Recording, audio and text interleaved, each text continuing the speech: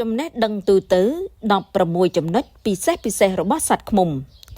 ក្នុងចំណោមសត្វល្អិតទាំងអស់គ្មានសត្វណាដែលបានផ្ដល់ផលប្រយោជន៍ដល់មនុស្សជាងសត្វឃ្មុំឡើយ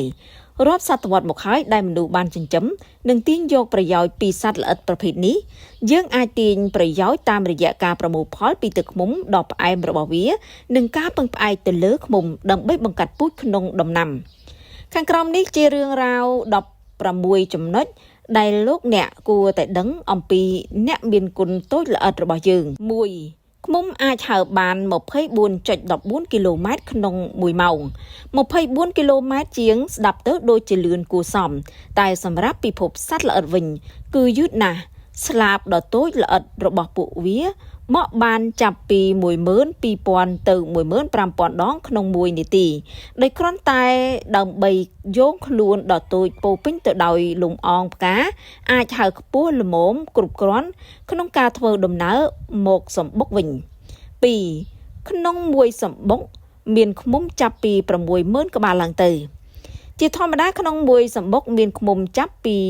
20,000 ទៅ 60,000 ក្បាលឡើងទៅឃ្មុំដែលមានតួនាទីជាអ្នកថែទាំកូនបំពេញការងាររបស់ខ្លួនខណៈឃ្មុំហែហមស្ដាច់មាននាទីជួយសម្អាតនិងផ្ដល់ចំណីដល់ស្ដាច់ឃ្មុំឆ្មាំរងចាំការពារនៅមាត់ច្រកចេញចូលឃ្មុំអ្នកសាងសង់ប្រើជាតិជ័រដែលរកបានដើម្បីរូតរះសង់សំបុកសម្រាប់ស្ដាច់ដាក់ពងឃ្មុំកម្មករដទៃទៀតមើលថែនិងផ្ងំទឹកឃ្មុំអ្នកសម្អាតអ្នកកប់ខ្មោចពាំសាកសពឃ្មុំដែលងាប់ទៅចោលក្រៅសំបុករីឯឃ្មុំអ្នករកចំណីនាំលំអងនិងទឹកដមមកដាក់ក្នុងសំបុកជាចំណីដល់សមាជិកទាំងអស់និយាយរួមសង្គមរបស់វាគ្មានទេអ្នកទំនេរលើកលែងឃ្មុំឈ្មោលចេញ3ឃ្មុំមួយក្បាលអាចផលិតទឹកបានចំណុះជិត1ស្លាបព្រាកាហ្វេចាប់ពីរដូវផ្ការីករហូតដល់រដូវរងាឃ្មុំចាំបាច់ត្រូវផលិតទឹកឃ្មុំឲ្យបានយ៉ាងហោចណាស់ 27.26 គីឡូក្រាមដើម្បីភាពរស់រានរបស់សង្គមវានៅរដូវត្រជាក់វាត្រូវការឃ្មុំរាប់ម៉ឺនក្បាលដើម្បីធ្វើការងារនេះ4ស្ដេចឃ្មុំមានទឹកកាមផ្ទុកក្នុងខ្លួនពេញមួយជីវិតដោយគ្រាន់តែរួមភេទតែម្ដងគត់ក្នុងមួយជីវិតរបស់ស្ដេចឃ្មុំនាងមានទឹកកាមគ្រប់គ្រាន់ដែលរក្សាទុកក្នុងស្បូនដើម្បីប្រើប្រាស់ផ្សំគ្នាជាមួយអូវលផលិតបានពងសម្រាប់និរន្តរភាពនៃសង្គមរបស់ឃ្មុំក្នុងមួយជីវិតរបស់ស្ដេចដែលមានរយៈពេល3ទៅ5ឆ្នាំស្ដេចនឹងពងរហូតដល់ថ្ងៃចុងក្រោយរបស់ខ្លួនមួយសប្តាហ៍បន្ទាប់ពីញាស់ស្ដេចថ្មីត្រូវការរកឈ្មោលដើម្បីរួមភេទឲ្យខាងតែបានមិនដូច្នេះទេរយៈពេល20ថ្ងៃបន្ទាប់ស្ដេចនឹងត្រូវបាត់បង់លទ្ធភាពរួមភេទជាស្ថាពរ5ស្ដេចអាចពងបានជាង 2,000 ពងក្នុងមួយថ្ងៃត្រឹមតែរយៈពេល48ម៉ោងប៉ុណ្ណោះបន្ទាប់ពីរួមភេទរួចស្ដេចឃ្មុំចាប់ផ្ដើមការងារដែលត្រូវរវល់មួយជីវិតគឺពងរាល់ថ្ងៃដែលជាមធ្យមវាអាចពងបានពី 1,500 ទៅ 2,000 ពងក្រោយពីពងរួចឃ្មុំកម្មករទាំងឡាយជាអ្នកថែរក្សានិងចាត់ចែងបាយទឹកដល់កូនទាំងនោះ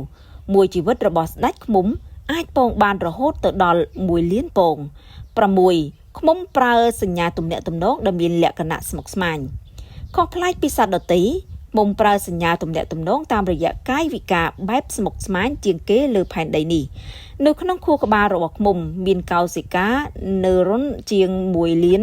ដែលផ្ទុកក្នុងប្រអប់ដ៏តូចត្រឹមតែជាង1មីលីម៉ែត្រគីបនៅក្នុងឆ្នាំ1973អ្នកវិទ្យាសាស្ត្រផ្នែកសិក្សាអំពីសត្វជនជាតិអូទ្រីទទួលបានពានរង្វាន់ Nobel ផ្នែកសរីរវិទ្យាឬវិទ្យាសាស្ត្រក្នុងការដែលគាត់អាចបកស្រាយកាយវិការរាំរបស់សត្វឃ្មុំដែលគេហៅថា Vigolden 7ឃ្មុំឈ្មោលនឹងស្លាប់បន្ទាប់ពីបង្កាត់ជាមួយស្ដេចឃ្មុំនេះជាធម្មជាតិរបស់សត្វឃ្មុំមួយសប្តាហ៍បន្ទាប់ពីញាស់ភ្លាមអាចឈ្មោលត្រៀមលក្ខណៈជាស្រេចសម្រាប់ការបន្តពូជ8សីតុណ្ហភាពក្នុងសម្បុកឃ្មុំគឺប្រហែល 33.8 អង្សាសេ ជានិច្ចកាលសីតុណ្ហភាពនៅក្នុងសម្បុកឃ្មុំគឺប្រហែលជា 33.8 អង្សាសេនៅពេលសីតុណ្ហភាពធ្លាក់ចុះជាងនឹងឃ្មុំកម្មករទាំងអស់នឹងផ្គុំគ្នាក្បែរស្ដេចដើម្បីឲ្យស្ដេចមានភាពកក់ក្ដៅហើយនៅរដូវក្ដៅឃ្មុំកម្មករនឹងនាំគ្នាបក់ស្លាបដើម្បីឲ្យសីតុណ្ហភាពនៅក្បែរស្ដេចឃ្មុំបានប្រសើរឡើង 9 ជាតិក្រមួនសម្រាប់ធ្វើសម្បុកកើតឡើងពីក្រពេញនៅក្រោមពោះឃ្មុំដៃក្មេងជាងគេបញ្ចេញក្រមួនសម្រាប់ឃ្មុំកម្មករធ្វើសម្បុកក្រពេញចំនួន 8 គូបញ្ចេញក្រមួនតូចៗដែលរឹងមាំបំផុតមិនរលាយពេលត្រូវខ្យល់ឃ្មុំកម្មករទំពាក្រមួនទាំងនោះដើម្បីទុនគ្រប់គ្រាន់សម្រាប់សង់សម្បុក 10 ឃ្មុំកម្មករទៅរកផ្កាជាង 2000 តងជារៀងរាល់ថ្ងៃជាទូទៅឃ្មុំកម្មករមិនអាចទៅយកលំអងពីផ្ការាប់ពាន់តងឲ្យរួចតែម្ដងនិងត្រឡប់ទៅសម្បុកវិញបានឡើយវាត្រូវទៅរកម្ដង 50 ទៅ 100 តងរួចជញ្ជូនលំអងមកសិនហើយវាធ្វើការងារបែបនេះសារចុះសារឡើងទាល់តែគ្រប់ក្នុងរយៈពេល 3 សប្តាហ៍នៃការងារនេះឃ្មុំធ្វើការយ៉ាងហត់នឿយនិងអាចហោះបានប្រហែលពី 804.67 គីឡូម៉ែត្រ 11 ឃ្មុំអាចកំណត់ភេទកូនឃ្មុំដែលនឹងត្រូវញាស់ភេទឃ្មុំដែលត្រូវញាស់វាអាស្រ័យលើប្រភេទអាហារដែលកូនញាស់ទទួលបានពីឃ្មុំកម្មករកូនញាស់ដែលនឹងញាស់ជាឃ្មុំកម្មករឬឃ្មុំឈ្មោលនឹងទទួលបាន B brand និងទឹកឃ្មុំរីឯឃ្មុំដែលនឹងញាស់ជាស្ដេចនឹងទទួលបាន Royal Jelly តែមួយមុខគត់ 12 ឃ្មុំនឹងបង្កើតស្ដេចនៅពេលបន្ទាប់មួយនៅពេលសម្បុកបាត់វត្តមានស្ដេចឃ្មុំកម្មករនឹងបង្កើតស្ដេចថ្មីទៀតដោយផ្ដល់ចំណីជា Royal Jelly ដល់កូនញាស់ណាមួយ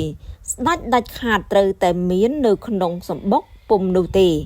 សង្គមរបស់វានឹងក្រឡាប់ចាក់ហើយប្រឈមមុខនឹងការវិនាសព្រោះមានតែស្ដេចមួយប៉ុណ្ណោះដែលអាចពងនិងបង្កើតសមាជិកក្នុងសង្គមឃ្មុំបាន 13 មួយសម្បុកមានឈ្មោលតែជាង 15% តែប៉ុណ្ណោះមួយសម្បុកមានឈ្មោលតែជាង 15% តែប៉ុណ្ណោះរីឯស្ដេចឃ្មុំនិងឃ្មុំកម្មករទាំងអស់សុទ្ធតែមានភេទជាញី 14 ស្ដេចទទួលបានសែនខុសៗគ្នាពេលបង្កាត់ពូជស្ដេចត្រូវការអាឈ្មោលចាប់ពី 10 ក្បាលឡើងទៅរហូតដល់ 40 ក្បាលក៏មានឃ្មុំឈ្មោលកាន់តែច្រើននាំឲ្យស្ដេចមានទឹកកាមច្រើនហើយក៏មានន័យថាក្នុងខ្លួនវាផ្ទុកនៅសែនពីរបាខុសៗគ្នា 15 ឃ្មុំជាសត្វស្អាតបើសិនអ្នកជាអ្នកចិញ្ចឹមឃ្មុំតើដែលឃើញសាកសពឃ្មុំនៅក្នុងសម្បុកវាទេចម្លើយគឺគ្មានទាល់តែសោះឃ្មុំដែលមានតួនាទីជាអ្នកសម្អាតនិងពំទៅទម្លាក់ចោលក្រៅសម្បុកឃ្មុំខ្លះវាដឹងខ្លួនវាចិត្តងាប់វាហើរទៅខាងក្រៅរួចជាស្រេច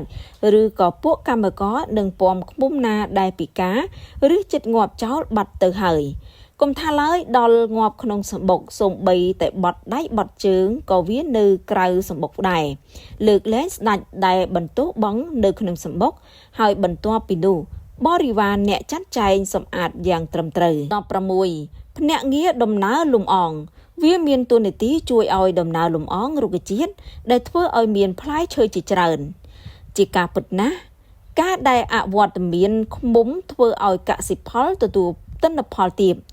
ចូលរួមថែរក្សាឃ្មុំដោយការកាត់បន្ថយឬឈប់ប្រើប្រាស់ថ្នាំសម្លាប់សត្វ